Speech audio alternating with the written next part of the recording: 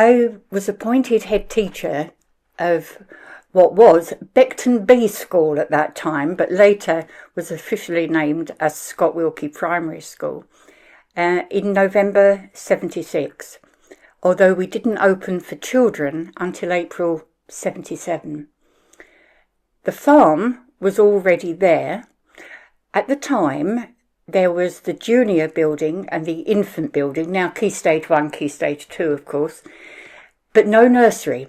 So the land on that side was more open, which meant we often had visitors from the farm, four-legged ones. And in fact, even when the children came, there was still no nursery there. The boundaries were not very secure. And very often at lunchtime, we had small flocks of sheep running round the playground. They always chose lunchtime when the children were out there. And my deputy, Albert King, was the one I delegated to deal with the sheep, much to his amusement and that of the staff, of course. He actually came quite skilled at herding them. I think he could have got a second job as a shepherd.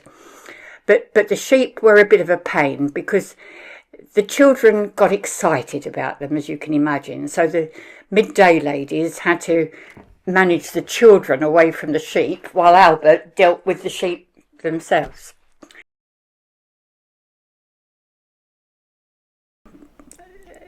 Other incidents with animals I remember, before the nursery was built and the fences were made secure, is that a horse came into the playground, and my secretary, Molly Matthews, bless her, phoned me and said, "Val, there's a horse in the playground and it's almost lunchtime." So I thought, well, I've got to deal with it. Well, a Canning Town girl has not had much experience of horses, but I did know it would be wise to take someone with me. Albert was taking a PE lesson, so I couldn't pull him away. But I had another man on the staff, Bob Machin, who was the most wonderful musician and composed all original music for our school productions and so on. But Bob was not the most robust of gentlemen, shall we say. But nevertheless, he came out with me and stood flapping his hands and arms. And I thought, you mustn't go behind the horse, Val, that's dangerous. Go to the side. If you give it a good slap on its flank, it will move, it will go back.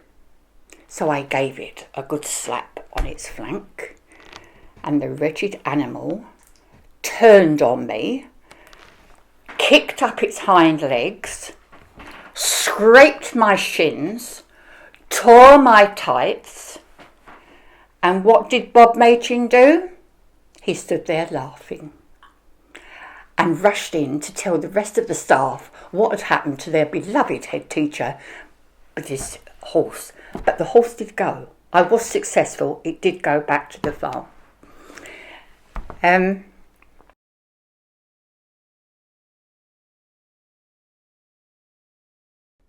then, of course, there is what became a really legendary story at Scott Wilkie, the day that Princess Anne was coming to officially open the farm. And I was in school early. All the children had been invited. Molly, my secretary, and I decided we would not go. We would stay and try and, well, someone had to stay in the building anyway, but we would get some work done while there was peace and quiet. But all the children and staff were going over there to see Her Royal Highness. At 7:30 in the morning, I had a phone call from James Paling, the designated Director of Education. Scott Wilkie hadn't quite retired. Anyway, James Paling. Valerie, he never called me Val. Valerie, you may know Princess Anne is pregnant, and they're wondering whether she will need to use a loo at some time during her visit. And in truth, there is no suitable facility at the city farm. Could you please have one of your cubicles cleaned and sealed, so that if Her Royal Highness wishes to make use of it, it is pristine and no one else has been in there. Of course, I said, anything is possible. So Peg, one of our lovely cleaners, re-cleaned the cubicle. She'd already cleaned all the toilets that morning, but it was re-cleaned. It was sealed with a strip of paper with reserved for HRH written on it. And so we waited. And we waited. And disappointingly, Princess Anne did not use the facilities at Scott Wilkie. I did. I was first there afterwards.